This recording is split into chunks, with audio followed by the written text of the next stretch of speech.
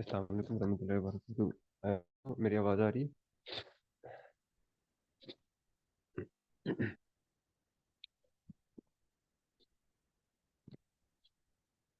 मुझे मेरी आवाज़ आ रही है आप लोगों जी आ रही है। को? ओके। तो कार्बोहाइड्रेट को ओवर ओवर कवर करने की कोशिश करते हैं। Carbohydrate polyhydroxy complex organic compound organic होते हैं विद एटलीस्ट 3 कार्बन। आपको पता है तीन, कम से कम 3 कार्बन होंगे in hydrocarbon chain with carbonyl carbon as functional group. Carbonyl carbon के अलावा 3 कार्बन का एक कंपाउंड होता है लाइक एल्डिहाइड और ketone and all those which upon hydrogen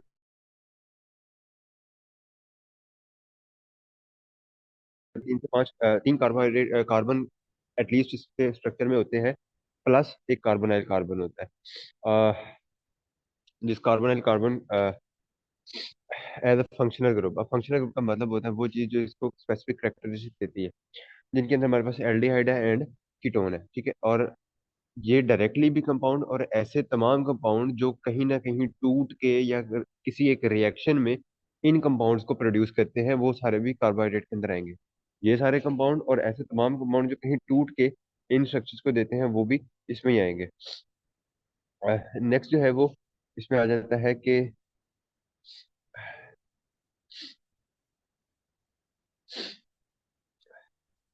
late me check slide, next नहीं हो रही तो बाहर आया हूँ।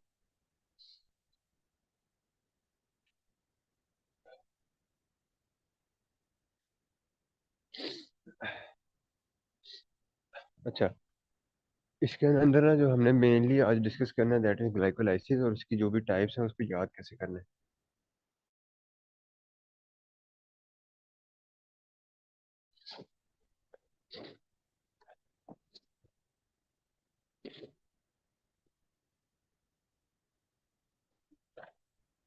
मेजर क्लासेस है मोनो, लिगो एंड पॉलीसेकेराइड। मोनो जो है वो सिंगल, आपको पता है ग्लूकोज फ्रुक्टोज एंड ग्लैक्टोज होता है।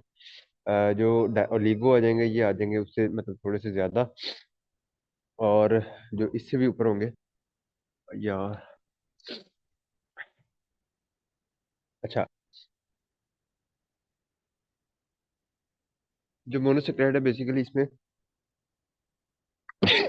एज आई टोल्ड यू कि इसमें कम से कम 3 कंपाउंड कार्बन होने चाहिए, तो उसके हिसाब से हमारी क्लास जो स्टार्ट होती है ट्राईओज से स्टार्ट होती है। मोनोओज डाईओज इस तरह का सीन नहीं है। मोनोसेक्राइड का मतलब है एक कंपाउंड, एक सिंगल कंपाउंड जो एटलीस्ट कार्बोहाइड्रेट बनाने के लिए एक मिनिमम कंपाउंड होता है, उसको मोनो कह देंगे। उस मोनो के अंदर कार्बन कितने होंगे? कम से कम 3। जैसे ग्लूकोज की मिसाल है, ग्लूकोज के अंदर 6 कार्बन होते हैं, और अब 6 कार्बन वाला एक कंपाउंड जो मिनिमम ग्लूकोज की रिक्वायरमेंट को पूरा करता है, मतलब कार्बोहाइड्रेट की डेफिनेशन पे पूरा उतरता है, उस पूरे ग्लूकोज के एक मॉलिक्यूल को हम कार्बोहाइड्रेट कहते हैं। अगर उसमें से खाली कार्बन अलग कर दें, कार्बोनाइल कंपाउंड ना हो उसमें, यानी कि एल्डिहाइड या कीटोन मिसिंग हो, तो वो कार्बोहाइड्रेट नहीं कहलाता, ठीक है। टेट्रोजिस के अंदर उसने अरिथ्रोज की एग्जांपल दी है। पेंटोज में sir ribose sugar, ribose sugar कहाँ पे होती है आपको पता है? जो न्यूक्लियोटाइड का या डीएनए के स्ट्रक्चर होते हैं उसमें न्यूक्लियोटाइड बेसिस के साथ राइबोज शुगर लगी होती है। एटीपी के अंदर राइबोज शुगर होती है। हेक्सोजिस में हमें पता है the glucose fructose galactose most important है और मोस्ट कॉमन है। हेप्टोजिस के अंदर हमारे पास है सीडो हेप्टुलोज और ग्लूकोहेप्टोलोज। ये आप लोगों ने याद करनी है एग्जांपल्स के साथ, क्योंकि आपको ऐसे ब्लैंक्स अगर आती है तो आपसे एग्जांपल के तौर पर पूछा जाता है भी ये कौन सी वाली जो है वो टाइप है। अच्छा, नेक्स्ट है हमारे पास ring shape of monomer in solution at least 4 carbon. कुछ स्ट्रक्चर जो है वो कार्बोहाइड्रेट की ये एबिलिटी होती है कि वो अपने आप को रिंग स्ट्रक्चर में बना लेते हैं। रिंग स्ट्रक्चर के लिए मिनिमम कंपाउंड कितने हैं? 4। अब याद रखें चीजें थोड़ी सी कि कार्बोहाइड्रेट के लिए मिनिमम नंबर ऑफ कार्बन कितने चाहिए थे? 3 to make a carbohydrate. But अगर उसने उस कार्बोहाइड्रेट ने एक रिंग स्ट्रक्चर बनाना है तो उसे कम से कम 4 कार्बन चाहिए। 4 से अगर कम है तो वो कोई भी इस तरह का रिंग स्ट्रक्चर जो है वो नहीं बना सकता, ठीक है। तो ये चीज आपने इसके साथ याद रखनी। बाकी स्ट्रक्चर वगैरह क्योंकि आपको मेमोरी का नहीं करते, तो उस पर इतना फोकस ना करें। अच्छा, सॉरी ये स्किप हो गया। स्टेबिलिटी चेयर कंफर्मेशन, अब ये आप लोगों को डेफिनेटली स्किप करवाई हुई चीजें हैं क्योंकि स्ट्रक्चर आप लोगों ने नहीं करने। Oligosaccharide equal to disaccharide abundant O glycosidic and glycosidic linkage covalent bond between monosaccharide when they condense जो मोनोसेक्राइड है उसके अंदर हमने बात की थी कार्बन्स की, ठीक है। कार्बन्स कितने होते हैं, एक दो तीन तीन चार पाँच छः, उसके हिसाब से हमने मोनोसेक्राइड की क्लासिफिकेशन की थी, ट्राइओस, टेट्रोस, पेंटोस, हेक्सोस, ठीक है। जब ओलिगोसेक्राइड की बात करते हैं, यहाँ यूनिट के लफज इस्तेमाल करेंगे, वहाँ कार्बन का लफज इस्तेमाल कर रहे थे, यहाँ पे हम यूनिट का लफज इस्तेमाल कर रहे हैं कि यूनिट जो है वो होंगे कितने यूनिट होंगे, कम से कम दो और ज्यादा से ज्यादा 10 हो सकते हैं। 10 से ऊपर जाएंगे तो वो will shift into the polysaccharide. तो दो यूनिट वाला जो ओलिगोसेक्राइड है उसमें क्या होगा?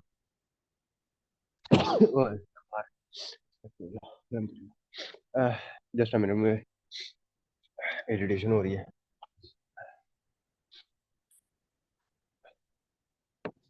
रुमाल पकड़ना।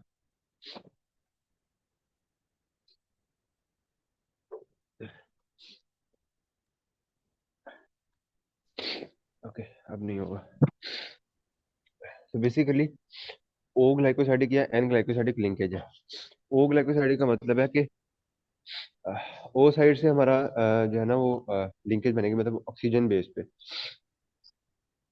ये हो गया हमारा। नहीं रहना तो कोई बात नहीं। अच्छा, अब देखें इसके अंदर जो याद करने वाली चीज है, स्ट्रक्चर तो नहीं याद करने, बट जो याद करने वाली चीज है वो ये है कि नीचे तीन डाइसेक्राइड्स है, सुक्रेज है, सुक्रोज है, लैक्टोज है एंड माल्टोज है। लैक्टोज लैक्टोज और माल्टोज है। ये बेसिकली तीन तरह की शुगर है, ये आपने याद रखनी है। याद करने वाला ये है, जिसमें ग्लूकोज एंड फ्रुक्टोज, सुक्रोज किस क्या बना के बनता है, लैक्टोज किन दो डाइसेक्राइड्स को मिला के मिल बनता है, और माल्टोज किन दो डाइसेक्राइड को मिला के बनता है। ये चीज आपने याद करनी है, ठीक है। ये आपने मतलब इनमें से ये याद करने वाला है। ओके, इसके बाद हमारे पास नेक्स्ट है।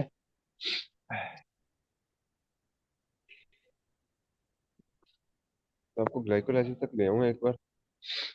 सुक्रोज एक नॉन रिड्यूसिंग शुगर है। ये स्ट्रक्चर आपने नहीं करना, इसका नीचे वाला जो है वो अप टू यू है। अगर मैम ने कहा हुआ है कि आपने ये नाम याद करना है, नीचे वाला अल्फा डी ग्लूकोपायरानोल, बीटा डी फ्रुक्टोपिरोनासाइड, ये दोनों मिलके एक सुक्रोज बना रहे हैं। अच्छा, आगे भी स्ट्रक्चर ही है मेरा ख्याल। ओके, अब हमारे पास जो है मोनोसेक्राइड्स के अंदर हमने बात की कि कम से कम तीन जो है वो कार्बन के यूनिट जो है वो आपस में मिलते हैं, और वो मिलके बनाते हैं 3 to 9। भाई ये पेपर में आना ही नहीं है, रहने दें। हाँ जी, ये नहीं आना। बस मैम ने आइसोमरिज्म कुछ की भी नहीं टाइप्स के आना नाम कहे। जी, बस उनके मैम ने तो नेम बताए थे, मैम ने वही नेम ही पूछने हैं बस, और कुछ नहीं आना, इन्होंने एम ही बोला है। ग्लाइकोलाइसिस आना है। हाँ जी, ग्लाइकोलाइसिस का बस वही मैम ने जो भेजा है ना। बस वही ग्लाइकोलाइसिस एक तो मैम चार्ट ने था। इतना एक्सप्लेन से करवाया था, वो तो बहुत आसान है। पॉलीसेक्राइड्स हैं 20 मोनोमर से ज्यादा, हेट्रोपॉलीसेक्राइड। अब ये तो फिर स्लाइड ही नहीं है, फिर आप रुक जाओ। ये यहाँ से नहीं भाई, मैम ने कराए थे आइसोमरिज्म, उनने अपने पास से 3 टाइप्स करवाई थी हमें, ये स्लाइड से नहीं सर की कराया था। यही है, तीन टाइप है, एनोमर है, एपीमर है, हाँ जी। एनेंटियोमर है। चलो ये डेफिनेशन कर लेना। एनोमर्स, एनोमेरिक कार्बन क्या होता है? नहीं बताइए, नहीं बता। हाँ, कौन सा पानी नहीं कार्बन? खराब करना, सारा खराब हो जाएगा पानी। मैम ने एनोमेरिक सिर्फ कार्बन। शॉर्ट देने हैं। भाई मैं जो रहने तो कंसेप्चुअल आ गया फिर। कोई नहीं, छोड़ो भाई, हम खुद ही पढ़ लेते हैं, पानी आप सो लगेगा। जाओ, रेस्ट करो।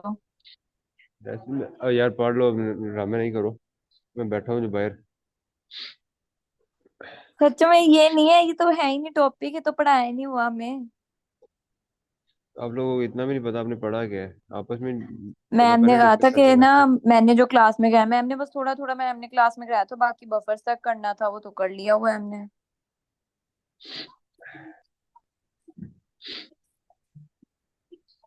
ग्लाइकोलाइसिस है।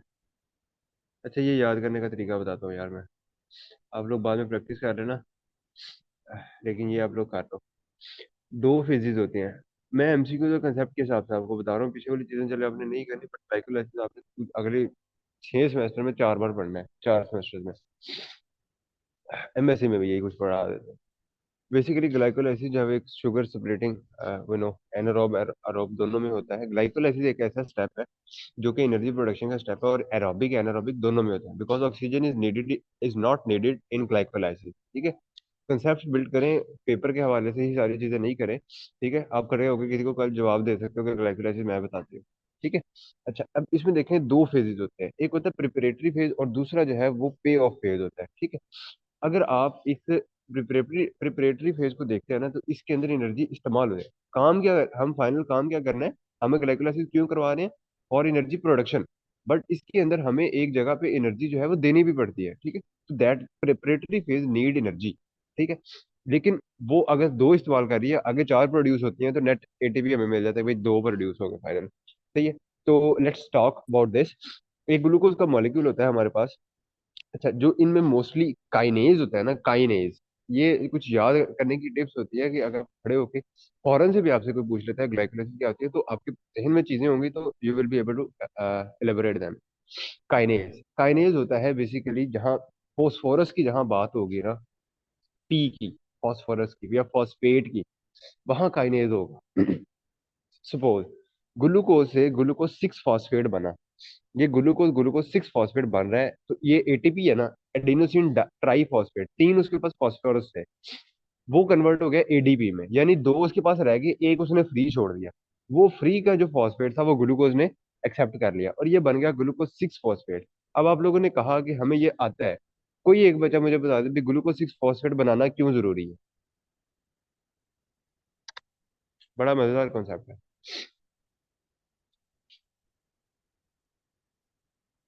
नहीं पता। ग्लूकोज सिक्स फॉस्फेट बेसिकली इसलिए बनाया जाता है, देखो ग्लूकोज बाहर से जब सेल के अंदर आ गया ना, अब ये बाहर भी जा सकता है, वापस भी जा सकता है, सेल से बाहर भी निकल सकता है। ठीक है, based on the outer level. ठीक है, तो इस वजह से कि ग्लूकोज जो सेल में आ गया है ये सेल से बाहर ना जाए, उसको ग्लूकोज उसके साथ फॉस्फेट लगा दिया जाता है। अब ये जो G6P है, it can not go out, and just see over the hierarchy, you will see के जो ग्लूकोज है, ग्लूकोज सिक्स फॉस्फेट का बनना है, ये सिंगल एरो है, सिर्फ इधर नीचे को आ रहा है, वापसी की कोई ऑप्शन नहीं है। ऐसे ही है, इसका मतलब है जब ग्लूकोज जो है वो कन्वर्ट हो गया इनटू ग्लूकोज सिक्स फॉस्फेट, ये ट्रैप हो गया within the cell. Now it can not leave the cell, और ना ही ये वापस ग्लूकोज में कन्वर्ट हो सकता है। ठीक है, तो ग्लूकोज सिक्स फॉस्फेट वाली स्टेज आ गई। आगे ग्लूकोज सिक्स फॉस्फेट को कन्वर्ट कर दिया फ्रुक्टोज सिक्स फॉस्फेट। आपको पता है ग्लूकोज और fructose both of them have same type of, मतलब same number of molecular formula, C6H12O6, जो सिंपल एक फार्मूला होता है, सेम है, but they have a structural difference. अब स्ट्रक्चरल डिफरेंस की बेस पे हम क्या कहते हैं कि चीजें क्या है, आइसोमर है। ठीक है, तो जो ग्लूकोज सिक्स फॉस्फेट है, it got converted into fructose six phosphate.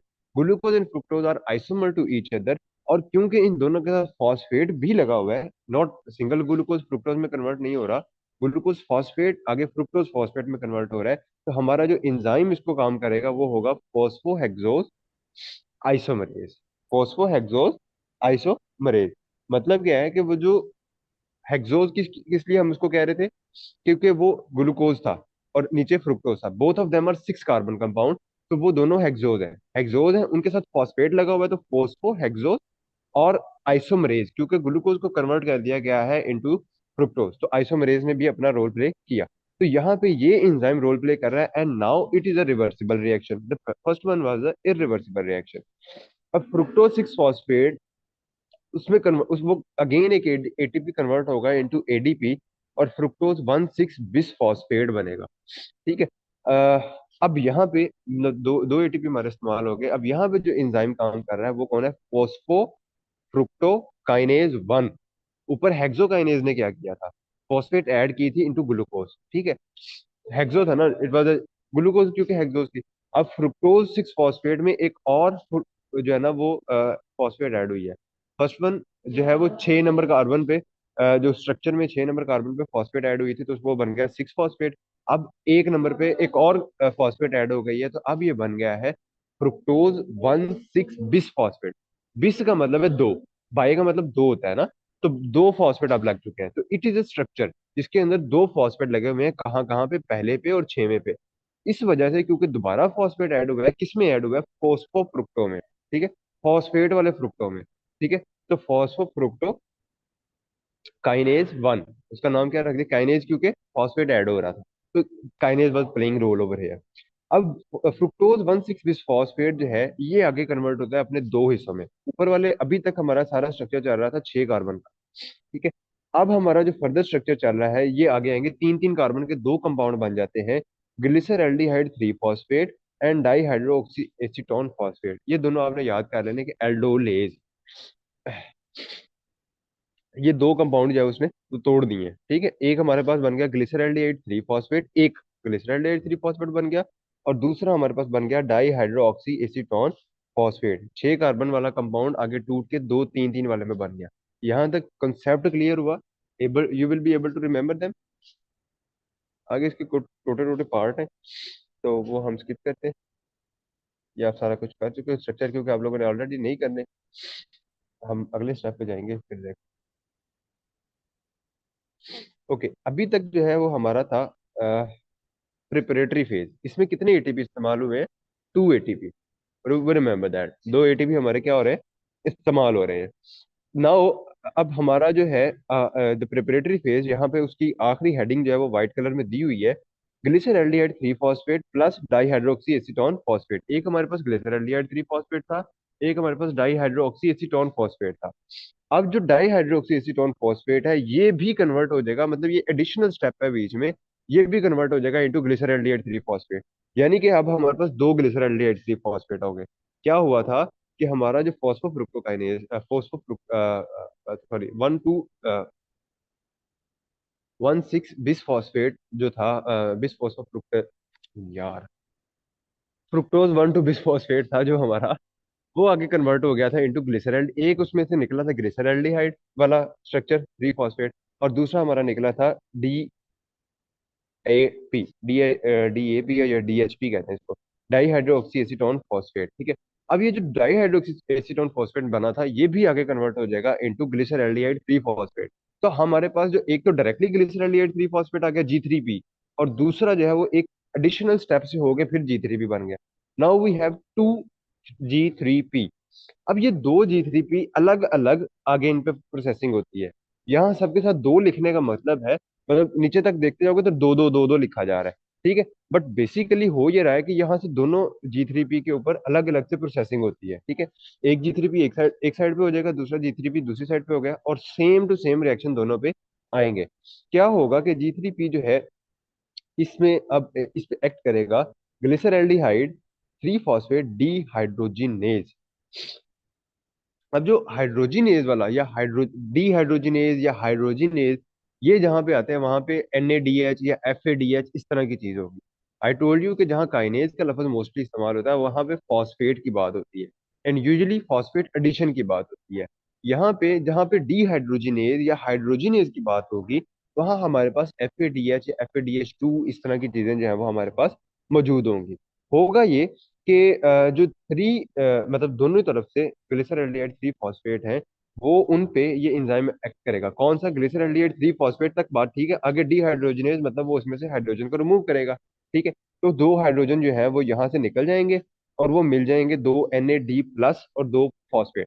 दो फ्री फॉस्फेट यहाँ पे अवेलेबल है, दो NAD+ यहाँ पे अवेलेबल है, वो दोनों प्लस दो हाइड्रोजन जो यहाँ से निकले, मतलब एक से निकला और दूसरा दूसरे से निकला, और वो बना देंगे एक NADH एक तरफ से, एक वाले G3P से बन जाएगा, और दूसरा NADH दूसरे G3P से बन जाएगा। तो वी गॉट 2 NADH। और जो ग्लिसरल्डिहाइड 3 फॉस्फेट था ये कन्वर्ट हो गया 1,3 बिसफॉस्फोग्लिसरेट।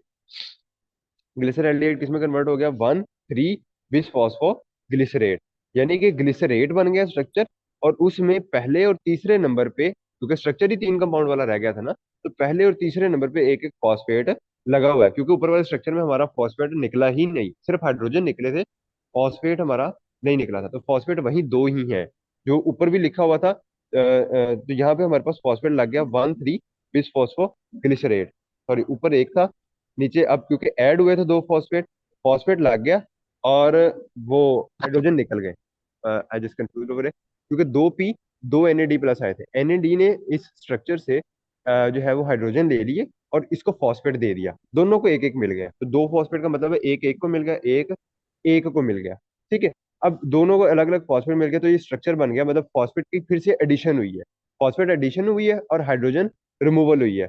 अब ये स्ट्रक्चर हमारा बन गया 1,3 बिस फॉस्फो। अगेन पहले वाला फॉस्फेट 3 फॉस्फेट था, अब वो दोबारा क्या बन गया, बिस फॉस्फो। ठीक है। और जो ग्लिसर एल्डिहाइड था, एल्डिहाइड से वो बन गया ग्लिसरेट। ग्लिसर एल्डिहाइड कन्वर्ट हो गया ग्लिसरेट में, और उसके दो फॉस्फेट, पहले एक फॉस्फेट था अब दो हो गए, तो वो बन गया 1,3 बिस फॉस्फो ग्लिसरेट। 1,3 बिस फॉस्फोग्लिसरेट से एक दो एडीपी, मतलब दोनों साइड से एक एक एडीपी उस फॉस्फेट को फिर से ले लेंगे। ठीक है। अगेन वो स्ट्रक्चर जो है वो वापस अपने प्रीवियस फॉर्म में जो है वो आ गया। और इस बार क्या है कि उसने एडीपी ने, तो दोनों तरफ से एक एक एडीपी ने एक एक फॉस्फेट लिया और एटीपी बना दिया। और जो 1,3 बिस फॉस्फोग्लिसरेट था ये बन गया 3 फॉस्फोग्लिसरेट। यानी कि पहले नंबर पे, पहले कार्बन पे जो जो फॉस्फेट लगा था वो उतार लिया गया। सही है। पहले कार्बन पे जो फॉस्फेट लगा वो उतार लिया गया, और वो दोनों तरफ से एक एक एडीपी ने एटीपी में कन्वर्ट होने के लिए वो ले लिया। और ये किसने करवाया, phosphoglycerate kinase. As I told you, जहां फॉस्फेट का लफ्ज आ गया वहां पे फिर कौन आ गया, काइनेज आ गया, सिवाय ये एनएडीएच वाले स्टेप में, क्योंकि वहां पे एक्सचेंज हो रही है, हाइड्रोजन दिए जा रहे हैं, फॉस्फेट लिया जा रहा है। नीचे दोबारा से नाम वही है, फॉस्फोग्लिसरेट बन गया था ना, तो फॉस्फोग्लिसरेट काइनेज ने जब उस पर काम किया तो वो बना देगा 3 फॉस्फोग्लिसरेट। अब फॉस्फोग्लिसरेट म्यूटेज काम करेगा।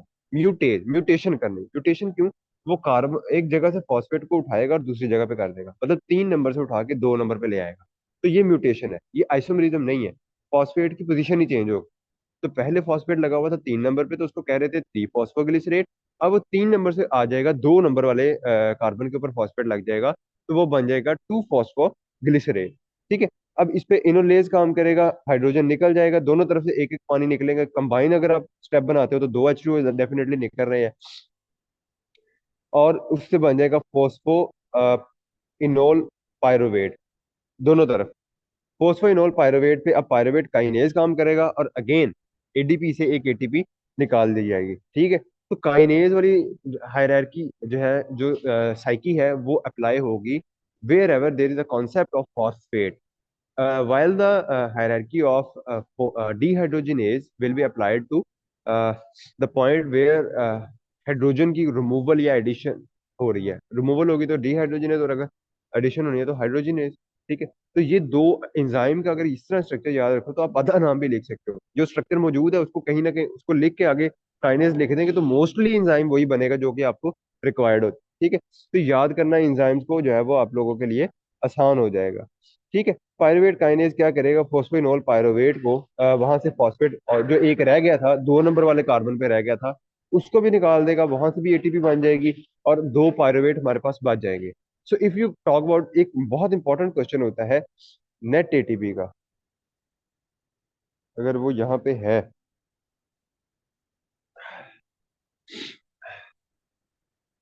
ये नेट रिएक्शन अगर आप देखते हो तो ग्लूकोज 6 कार्बन का कंपाउंड था, 2 एटीपी उसमें हमें चाहिए थे, 2 एटीपी शुरू में इस्तेमाल हुए हैं। ठीक है। कहाँ कहाँ पे, जब ग्लूकोज 1 फॉस्फेट बना और जब फ्रुक्टोज 1,6 बिस फॉस्फेट बना, तो 2 फॉस्फेट क्योंकि ऐड हुए थे तो दोनों जगह पे हमें एटीपी चाहिए थे, उसकी वजह से 2 पायरुवेट बनते हैं। 2 3 कार्बन, मतलब एक 3 कार्बन के 2 पायरुवेट बनते हैं, एक पायरुवेट एक लाइन से बना है और दूसरा पायरुवेट दूसरी G3P वाली लाइन से बनता है।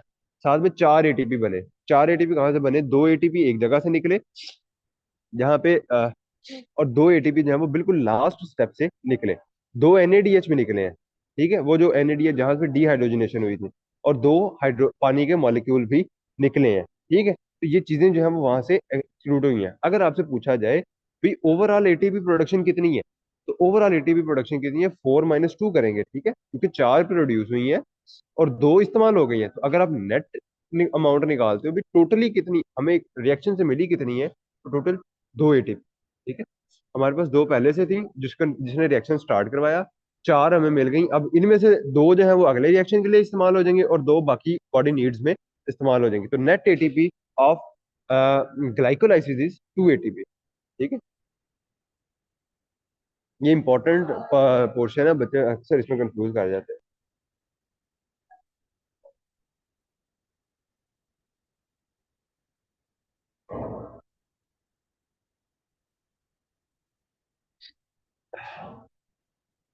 और इससे आगे भी है।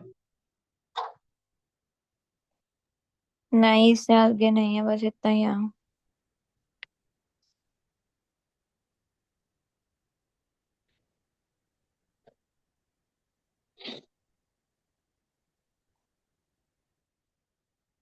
ये असाइनमेंट आप लोगों की तो नहीं है? पायरुवेट आगे क्या होता है उसके साथ, वो नहीं पढ़ाया? नहीं भाई। नहीं, बस पायरुवेट लास्ट। ट्राइकल से याद रह जाएगी। जी जी। हाँ, बेहतर है। तो ग्लूकोज को 1 फॉस्फेट में क्यों कन्वर्ट किया जाता है?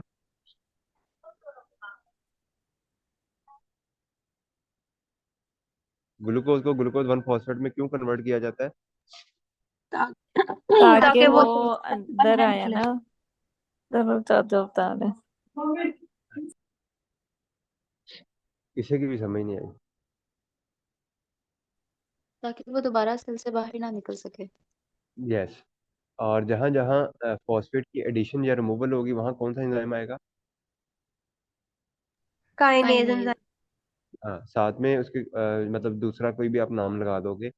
अगर वो फ्रुक्टोज है तो फोस्फोफ्रुक्टोकाइनेज। ठीक है।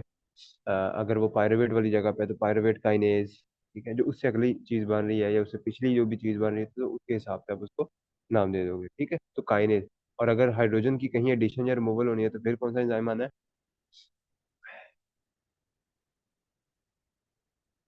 हाइड्रोजिनेज। हाँ, डिहाइड्रोजिनेज। रिमूवल के लिए डिहाइड्रोजिनेज, और अगर एडिशन होनी है तो हाइड्रोजिनेज। और G3P दोनों जो दो बनते हैं दोनों डायरेक्ट बनते हैं।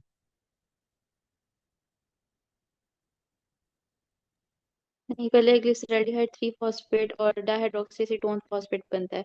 और जो डाइहाइड्रोक्सी हाँ, एसीटोन फॉस्फेट है वो दोबारा फिर G3P में कन्वर्ट होता चलिए ठीक है। और कुछ बायोकेमिस्ट्री के रिलेटेड ओवरऑल जर्नली कोई चीज़ पूछनी है तो आप पूछ ले।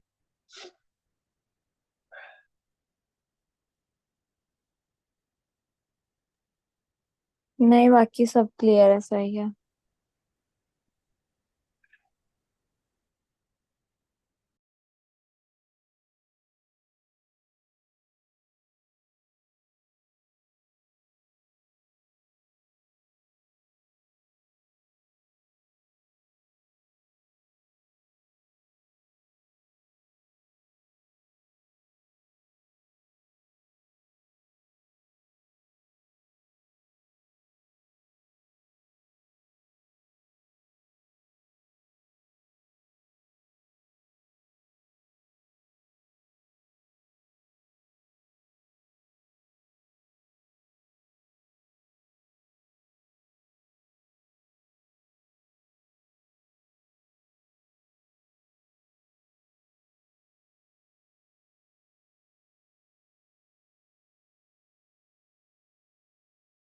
है चीज़ों पे फोकस क्या करें?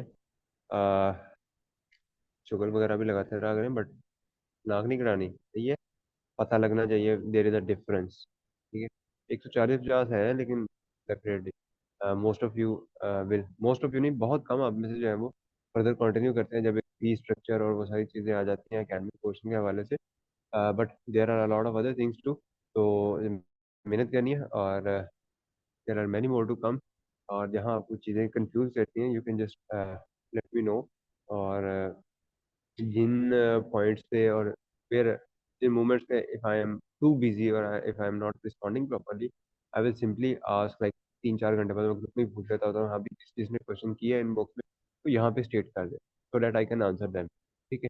तो वी कैन मैं अवेलेबल होता हूँ, बट ये है कि चैट्स अगर 70-80 पे चली जाए ना फिर सारों को जवाब देना, सारों का सुनना, दैट्स नॉट पॉसिबल। तो अगर अगर आपका बाद में भी कोई कंसर्न है, आपको बाद में भी कोई चीज़ पूछनी है, you can directly send that in group, और उस चीज़ को हम फिर कवर कर सकते हैं। ठीक है।